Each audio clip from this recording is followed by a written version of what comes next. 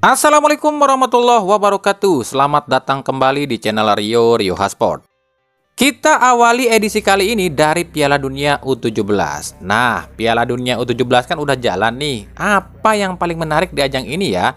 Sebab jika soal bintang-bintang sih mungkin nomor kesekian kali ya. Sebab ya ini cuma U17 gitu loh. Yang tentu saja pemain-pemain pun jarang banget yang terkenal.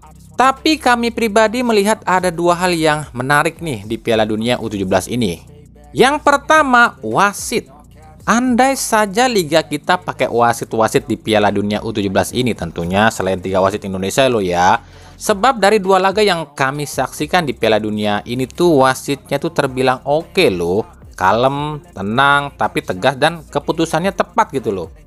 Kenapa para wasit di Piala Dunia U17 ini bisa seperti ini? Selain faktor pengalaman dan ilmu perwasitan yang cukup, tapi yang tentu yang paling membuat wasit-wasit ini seperti ini tuh adalah VAR. Yang kedua, VAR. Ya inilah yang menarik di Piala Dunia ini. Jadi VAR ini seakan jadi bintang utama di gelaran ini. Secara gitu loh, ini VAR pertama yang ada di Indonesia.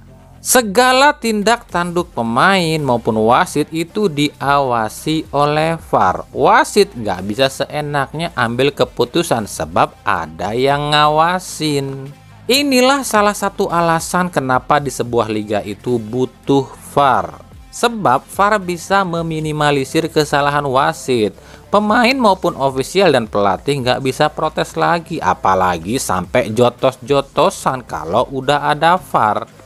Ya pemain, ofisial, dan pelatih mau protes apa coba kalau udah ada bukti dari VAR. Dan jujur aja ya, andai saja VAR ini udah dipakai di Liga 1 dari awal musim ini, kami yakin sih susunan klasemen Liga 1 sementara ini bukanlah seperti yang sekarang ini loh. Sebab kita tahu ya, klasemen Liga 1 yang sekarang ini full kontroversi yang terjadi selama 19 pekan. Entah udah berapa banyak kontroversi yang wasit lakukan di 19 pekan Liga 1 ini. Andai saja ada VAR, tentu kita bisa puas melihat posisi klasemen, sebab ya itulah posisi aslinya. Nah kalau sekarang pendukung tim papan bawah ngedumel nyalahin yang ada di papan atas, sementara pendukung tim papan atas jumawa dan ngeledek tim papan bawah. Ya semoga aja usai Piala Dunia U17 ini VAR ini bisa dipasang di Liga 1. Meskipun kita sama-sama tahu ini nggak bakalan dipasang di semua stadion, cuma di stadion yang dipakai Piala Dunia aja yang akan ada VAR. Sisanya ya paling alasannya ya entar dulu deh. Soalnya VAR ini masih soalnya kita masih butuh soalnya inilah, soalnya itulah, ya kan? Inilah Wakanda.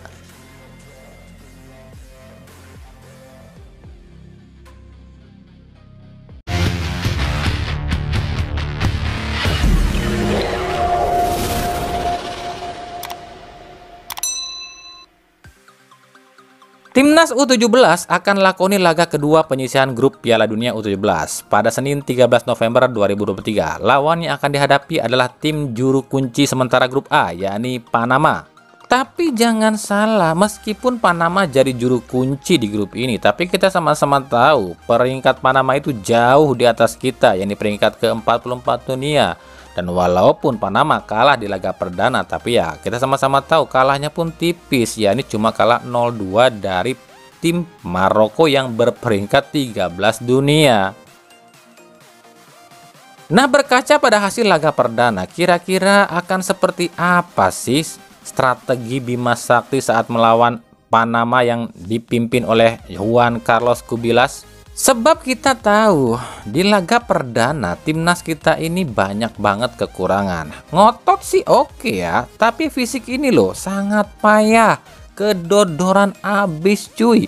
Bahkan seorang Iqbal Gwijangge yang notabene pemain paling bugar di timnas U17 ini pun loyo di laga kemarin cuy. Memang sih faktor cuaca panas salah satu penyebab stamina para pemain drop. Tapi kita main di kandang loh, yang artinya sebagai orang Indonesia harusnya sudah terbiasa dong main di cuaca kayak gini. Makanya kemarin tuh agak bingung dan aneh juga sih. Piala Dunia U17 itu digelar di Indonesia yang cuacanya panas dan lembab. Kok make TC di Jerman yang cuacanya dingin sih? Kan nggak nyambung gitu loh. Kami pribadi nggak bisa memprediksi seperti apa taktik Bima Sakti, sebab di laga perdana saja timnas U17 ini bermain tanpa pola, cuma sibuk bertahan dan andalkan serangan balik. Cuman sayangnya mengandalkan serangan balik tapi tanpa didukung kemampuan untuk melakukan serangan balik. Jadi mungkin seperti ini kali ya prediksi susunan pemain timnas U17. Di bawah Mister kemungkinan masih ditempati oleh Ikram Al-Ghifari. Lini belakang kemungkinan ya akan memasang Tonci, sebab di laga perdana kemarin Tonci cukup apik nih, yang mungkin akan diduetkan dengan Sultan Zaki dan ditopang oleh dua wingback yakni Welber Jardim dan juga Andre Pangestu. Duet jangkar kami pikir Iqbal Wijangge kembali akan diplot sebagai jangkar nih yang akan diduetkan dengan Zidane. Sisi sayap kali ini kemungkinan mau nggak mau ya Bima Sakti akan pakai Amar Berkik, sebab yang lain ya pada kedodoran dan capek juga. Dan mungkin di sisi sayap sebelah lagi ada nama Afrizal. Sementara untuk ujung tombak mungkin kembali ditempati oleh Arkan Kakak yang ditopang oleh Kaviatur. Sementara di kubu Panama U17, meskipun tim Panama ini sudah terbiasa dengan cuaca lembab dan panas, karena di Panama pun cuacanya hampir mirip cuy. Tapi pelatih Kubilas ini mengaku memang sangat berat bermain di cuaca seperti ini, apalagi saat pertandingan perdana kemarin. Tapi Kubilas mengaku para pemain sudah mulai terbiasa dan bisa beradaptasi dengan cuaca Indonesia. Dan setelah melihat laga Indonesia versus Ekuador, Kubilas mengaku memiliki peluang untuk bisa kalahkan Indonesia meskipun Indonesia mampu tahan imbang tim runner-up Piala CONMEBOL Ekuador ya. Kubilas pasti akan tetap mengalahkan penyerang utama mereka Hector Rios dan Kelvin Walder, yang memang dua pemain ini terkenal memiliki kecepatan di atas rata-rata. Dan seperti inilah kemungkinan susunan pemain Panama U17. Di bawah Mister ditempati oleh Romero. Trio center back ditempati oleh Nereida, Diaz, dan Krug. Dua wingback ditempati oleh Pierre dan Hall.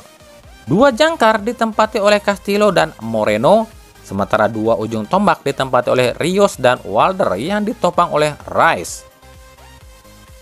Laga ini sendiri akan disiarkan secara langsung di Indosiar Senin 13 November 2023 mulai pukul 19.00 waktu Indonesia Barat dari Stadion Gelora Bung Tomo, Surabaya.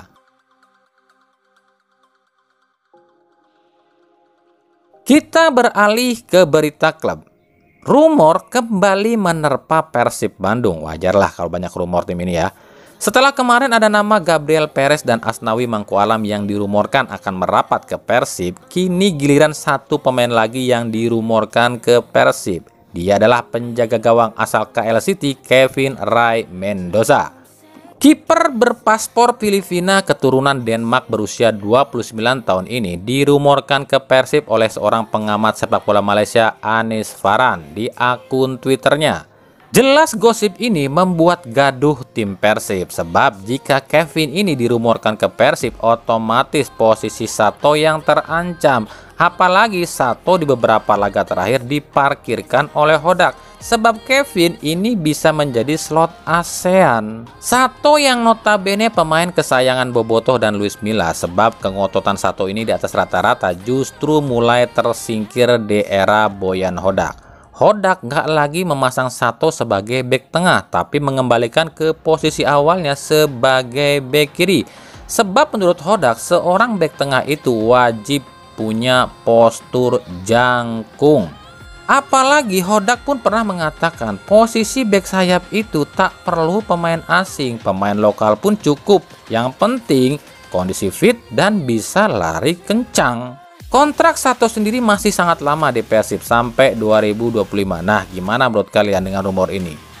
Oke, ini pendapat kami pribadi loh ya. Yang pertama, selain Fabrizio Romano yang notabene prediktor handal yang memang punya koneksi ke semua klub di dunia, kami nggak pernah percaya pada siapapun yang membuat prediksi, apalagi membuat rumor loh ya.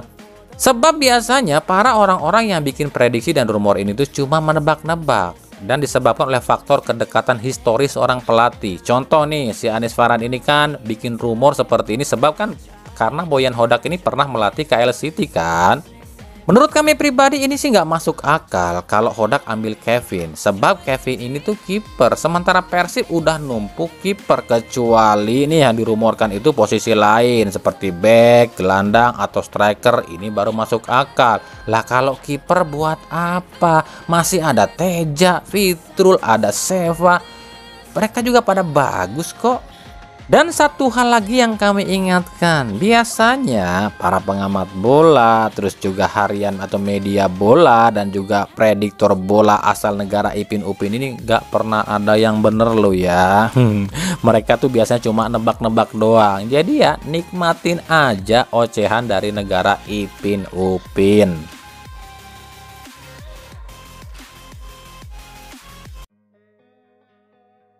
Bayangkara FC terus jadi bulan-bulanan hujatan netizen, bukan cuma dari para fansnya Persib, tapi hampir dari semua fans atau supporter klub di Indonesia.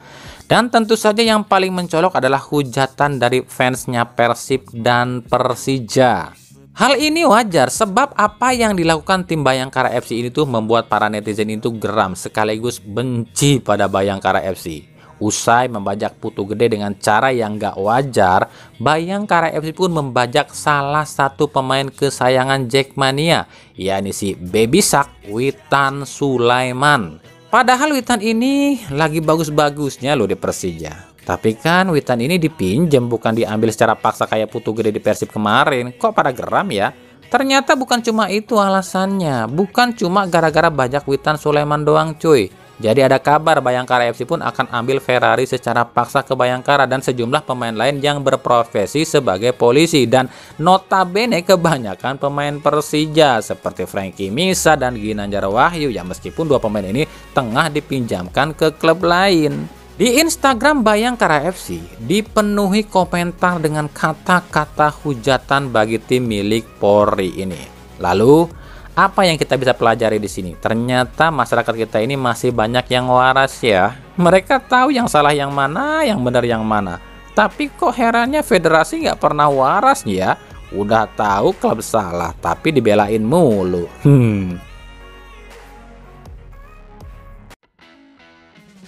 Oke, buat yang kemarin nanya apa liga di stop bang? Soalnya kan ada Piala Dunia nih. Kalau kita lihat di jadwal sih nggak di stop ya. Liga 2 jalan, Liga 3 jalan, Liga 1 juga jalan kok. Minggu ini ada pertandingan Liga 1 kok. Dan bisa dibilang nggak ada libur ya. Jadi bisa dipastikan Liga 1, 2, dan 3 tetap jalan ya. Jadi Liga di stop itu rencananya nanti pas Piala Asia aja, itu pun masih sebatas rencana loh ya. Nah kenapa Liga ini terus dijalankan? Sebab Erick Thohir itu ini berencana Liga musim depan ini tuh harus sama jadwalnya dengan liga-liga lain. Kick off-nya bareng, jendela transfernya bareng, dan ditutupnya pun bareng. Jadi kalau digeber dari sekarang ya kemungkinan bisa sih nyamain liga-liga luar. Makanya di bulan ini tuh full tontonan sepak bola. Ada liga dan juga ada timnas juga. Dari Persikabo, Aji Santoso menjawab kritikan netizen soal Dimas Drajat. Sebab ini aneh, di timnas Dimas ini gacor, tapi kenapa di Persikabo melempem? Bahkan peluang di depan gawang pun gak bisa diselesaikan oleh Dimas. Menurut Aji, dirinya telah menegur Dimas Drajat agar segera memperbaiki hal ini. Dimas bisa cetak gol di timnas, tapi di klub beberapa kali dapat peluang masih tidak bisa menjadi gol. Jadi ini yang harus diselesaikan oleh Dimas Drajat untuk bersama klub, ujar Aji Santoso. Inilah salah satu akibatnya jika klub ini terlalu diktator pada pemain. Seorang pemain jika sudah tak betah di klub, ya akan sulit dapatkan performa terbaiknya. Wong pemainnya ingin pindah tapi ditahan, pakai dibanderol 10M lagi, ya jelas jadi beban lah buat pemain. Ayolah turunkan ego, kasih kesempatan pemain ini untuk berkembang. Musim lalu Dimas ini tampil luar biasa loh, dan di timnas pun demikian. Tapi musim ini jauh banget. Ya harusnya klub juga tahu dong penyebabnya. Ada kumaha ieu teh.